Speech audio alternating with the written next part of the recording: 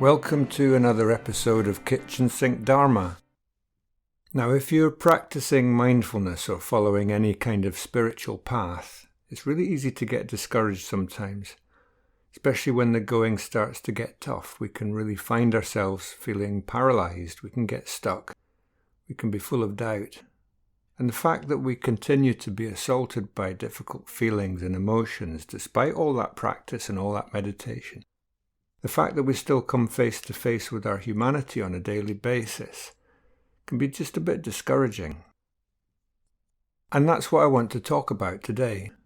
And I also want to talk about someone called Mara. Now, at the time of the Buddha, people believed in gods and demons as being real, 2,500 years ago.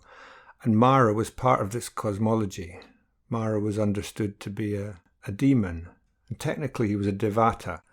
In other words, one of the spirits or the beings believed to have power over an aspect of the world. And Mara turns up quite frequently in the earliest Buddhist scriptures in the Pali Canon. And you can take him as being literally real, or you can take him as being symbolic. And I'm really interested today in the symbolic Mara. So Mara is a metaphor for a part of ourselves, a part of our minds. And I do think there's enormous richness in these stories, just as parables, as metaphors, particularly as ways of understanding the mind. So in the early texts, Mara is portrayed as a kind of tempter. He's the killer of awakening, if you like. He's the destroyer of peace and contentment.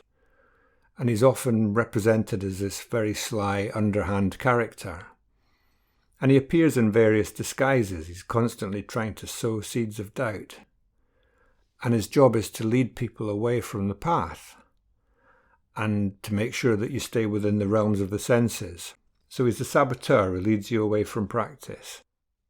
And if, like me, you see Mara as being a metaphor, a way of describing states of mind that come up for us, then of course he's not an external being, he's just a part of us. And by describing this archetypal trickster, the Pali texts offer us insights into the way that our own minds play tricks with us. And there are lots of stories about Mara visiting the Buddha. So as Gautama, the future Buddha, sat under the Bodhi tree waiting, seeking enlightenment, Mara assaulted him with storms and flying rocks and rain and ashes and darkness. One of the things that he did was to challenge Gautama's right to sit beneath the tree. And he also sent his 3 daughters to tempt him. And when that failed and Gautama gained enlightenment, Mara tried to persuade him not to teach. And throughout the rest of his life, from time to time, he would visit him. And even though the Buddha was said to have conquered the forces of Mara, it didn't stop Mara from visiting him regularly over the course of the next 50 years. And in the stories, Mara is determined to try and undermine him. And he accuses him of being insincere, of deceiving himself, of arrogance. And I think this is all highly significant because I think these stories really describe a Buddha who is visited by doubt, by anger, by despair. And the accounts of Mara visiting the Buddha can be seen as a way of describing all of these emotions as they arise in his mind. So Mara as his own conflicted humanity, if you like. And this is important to me because it reminds me that meditation is never going to offer me emotional perfection. I'm never going to have a mind that never gets angry or doubtful or fearful. I'm never going to escape my humanity. Desires and fears are not going to be eliminated. They're the product of millions of years of evolution. They're actually built into the limbic system, and they can't be meditated away. And all of the stuff about Mara in the Pali Canon says to me that the Buddha was visited by troubling thoughts and feelings. And it's not so much that he eliminated these things, it's just that they didn't any longer gain any purchase with him. They just didn't stick around, they just came and went. So invariably when Mara visits the Buddha, he doesn't fight him, he just simply sees him. The Buddha just says something like, "I know you." And he sees through Mara's apparent invincibility. And Mara is usually described as slinking away and he's looking downcast and accepting defeat. And on one occasion, Mara even describes what just happened with this very vivid metaphor. He talks about a crow seeing a rock and thinking it's a tasty lump of fat. And he says, "For 7 years I pursued the Buddha at every step.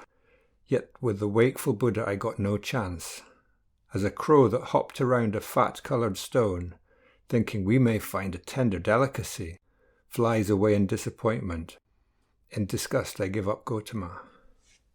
So this to me is a teaching about understanding the way that the mind plays tricks with us, and how seeing into the nature of Mara frees us from his grip. And this is important. Mara is often referred to as the killer, and continuous craving and irritation and dislike and annoyance and resentment are seen as a kind of inner death. And by trapping us in the cycle of reactivity, Mara is diminishing our life force. And as Stephen Batchelor points out, Mara is also referred to as Namuchi, the Vedic demon of drought that holds back the monsoon. And in this case, water is a metaphor for living fully. And these images are not used accidentally. Drought means a space where nothing grows. It's the opposite of a life that's flowing, a life of joy and colour.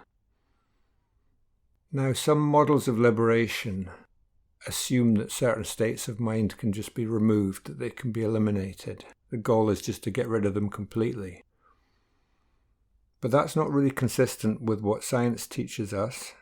The brain has evolved in a certain way. It's not actually consistent with what we find in the early Buddhist teachings either. So even though the Buddha has conquered Mara, he continues to be approached by him. And this suggests that our freedom is not about deleting some aspect of ourselves, some aspect of the body or mind. It's more about coming to relate to it in a different way. So if we can see these energies as being impermanent, just simply as conditions of mind and body that just arise and disappear, not only do they lose their power, they also actually hold the potential for healing and growth. So I was in Nepal a couple of years ago in Upper Mustang, quite close to the border with Tibet, and the monasteries there contain these most incredibly vivid paintings. And some of them seem to be depicting extremely violent scenes. And you might be familiar with Tibetan iconography. There are these very angry, wrathful forms of Buddhas and Bodhisattvas. Then they look ferocious, they look fierce enough to destroy all the obstacles to enlightenment. And Mara's in there as well. He's depicted as Yama, the Lord of Death. And he holds the world between his teeth. He's ready to clamp his mouth shut at any moment. And this is something you find in Tibetan cosmology. It's populated with countless spirits and demons and gods. And some of them are benevolent, some of them are mischievous, some of them are harmful, and some of them actually represent these mental afflictions that torment us. And again, it's possible to see these spirits and demons and gods as literally real, but equally, they can be seen as metaphors for our inner life. And there are skillful ways of working with those demons. So, for example, in Sultram Alione's book, Feeding Your Demons, she writes about how we can start to transform the energy of our emotions, and particularly the energies that cause much of our suffering. And we do that by feeding our demons rather than fighting them. We do it by nurturing them, bringing them into view, and finding out what it is that they really need, and making friends with those energies that a lot of the time we would most like to avoid. And this is all in the service of cultivating psychological integration and inner peace.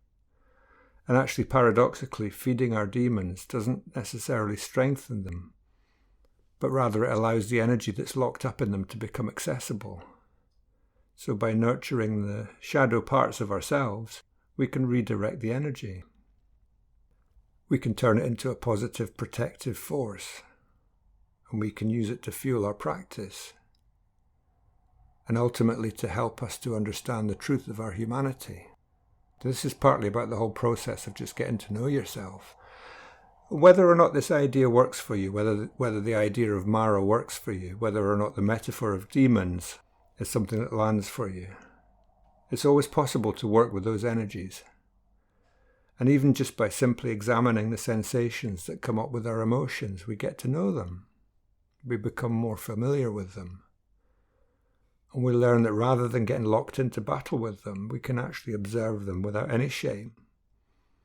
And we can acknowledge what's going on for us in this moment. And we can notice the way that the demons just come and go. And each time that happens, we get to know ourselves a little bit better. It's not as easy as it sounds, turning our tormentors into allies. It's not that straightforward because we're often ashamed of our anger, we're often frightened of our vulnerabilities, and we become incredibly good at hiding our demons, even from ourselves, just denying that they exist. So we have to start by saying, I see you, Mara, I know you, something along those lines. Just recognize what's coming up, maybe even just, oh hi, it's you again, come on in.